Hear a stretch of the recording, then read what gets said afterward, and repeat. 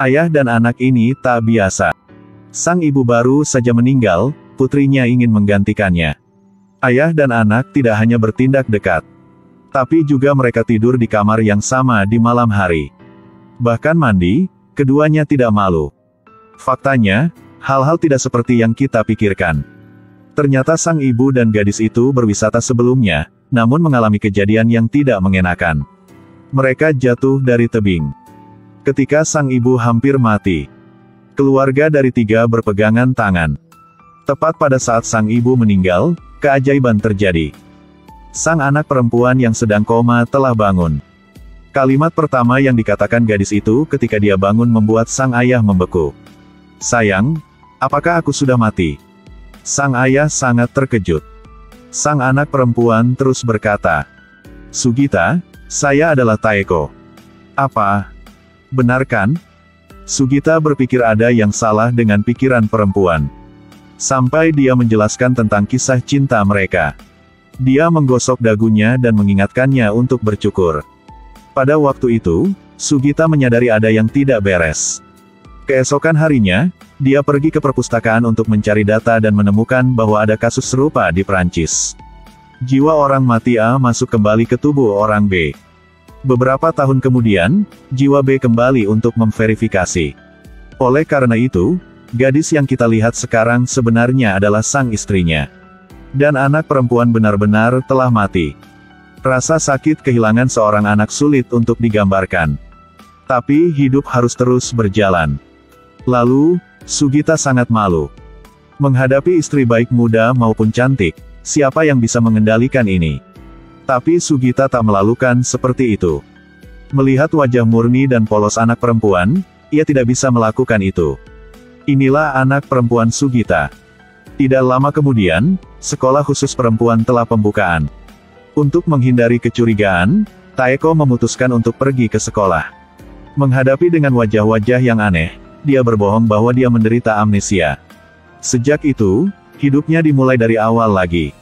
Begitu saja, kehidupan damai pasangan itu terus berlalu. Pada siang hari mereka adalah ayah dan anak. Pada malam hari, mereka adalah suami. Mereka mengobrol bersama tetapi tetap menjaga jarak tertentu. Tapi, pada hari ini, sang istri tiba-tiba bertanya, "Sayang, bagaimana kita menghadapi dengan masalah itu?" "Masalah apa?" "Masalah kita bercinta." Sugita sangat terkejut. Kemudian ia telah meninggalkan. Tapi bagaimanapun, ia juga laki-laki. Alasan dan nafsu untuk bertarung, ia tidak bisa menahannya lama-lama. Keesokan harinya adalah ulang tahun pernikahan pasangan itu. Keduanya pergi ke restoran untuk makan malam. Setelah pulang, melihat Taeko mabuk, Sugita membantunya mandi.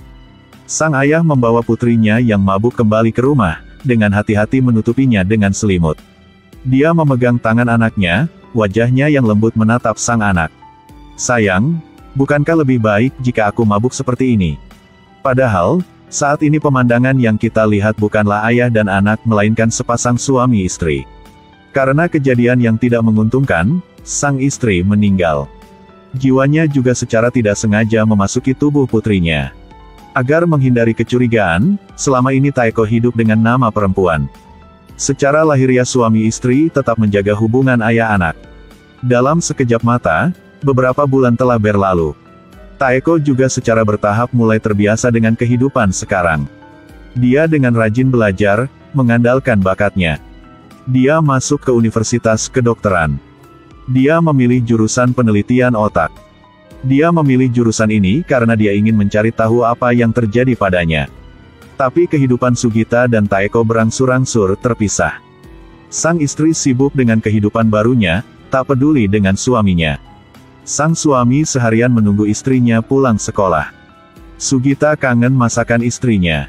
Tapi sekarang dia menghabiskan lebih sedikit waktu untuk memasak. Sampai hari ini, dia menemukan foto istrinya dan pria lain bersama. Dia melihat dirinya di cermin dan menemukan wajahnya penuh kerutan. Sugita segera menyadari ada yang tidak beres.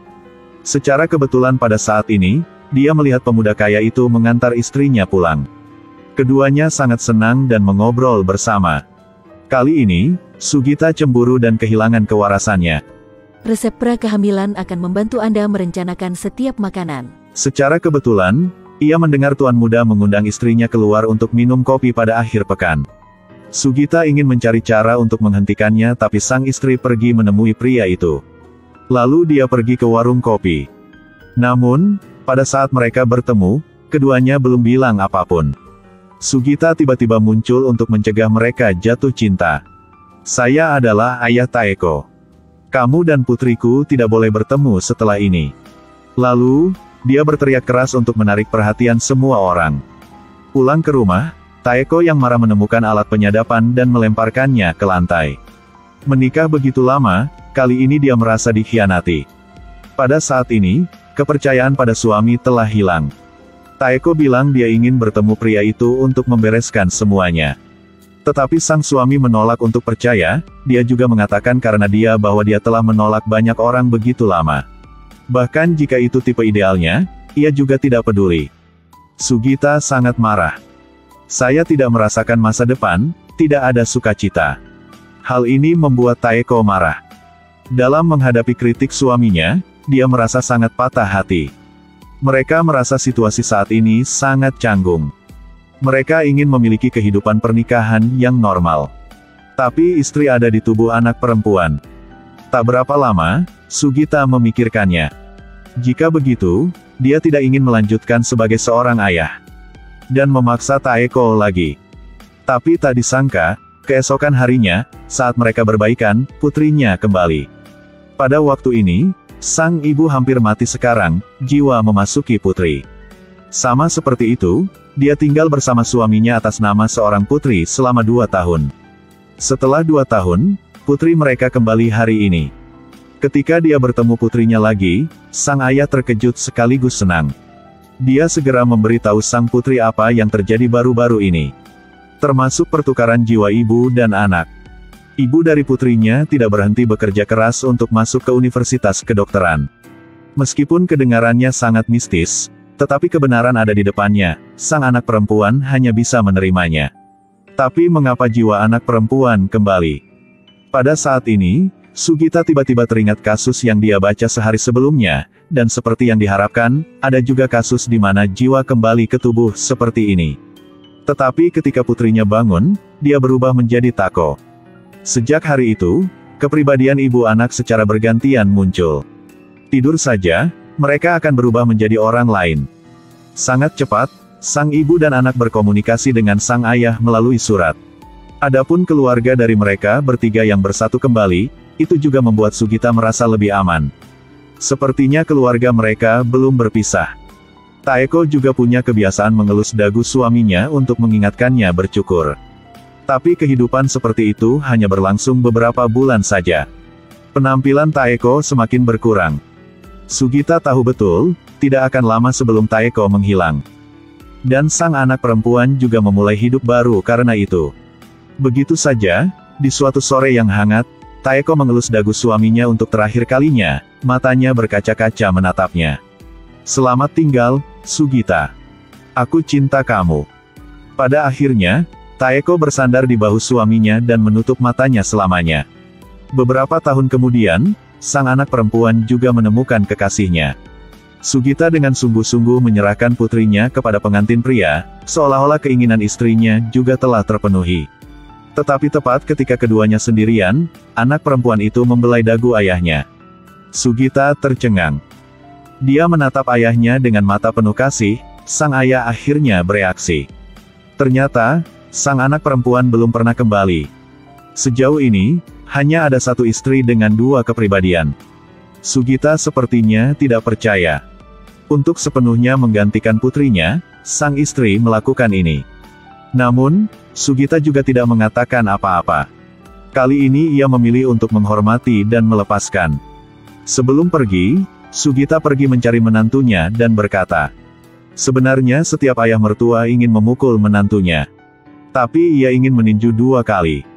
Pukulan pertama adalah karena kamu telah putriku meninggalkan aku. Dan pukulan lainnya adalah rahasia." Film berakhir di sini.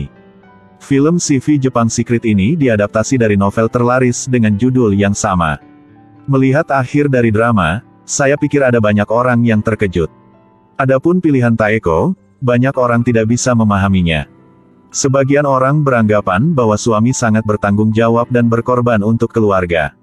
Seharusnya tidak berakhir seperti ini.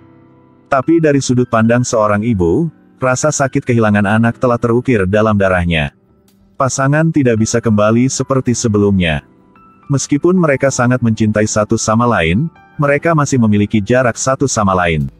Sebagai seorang istri, Taeko tidak ingin suaminya disakiti. Sebagai seorang ibu, dia ingin melindungi kepolosan dan keremajaan putrinya. Bisa jadi dia punya rencana lain. Aku pikir dia ada keinginan sendiri. Lagi pula, bisa kembali ke masa muda mereka, siapa yang tidak ingin memenuhi keinginan mereka. Manusia memang seperti itu. Masa muda semua orang berlalu seperti itu.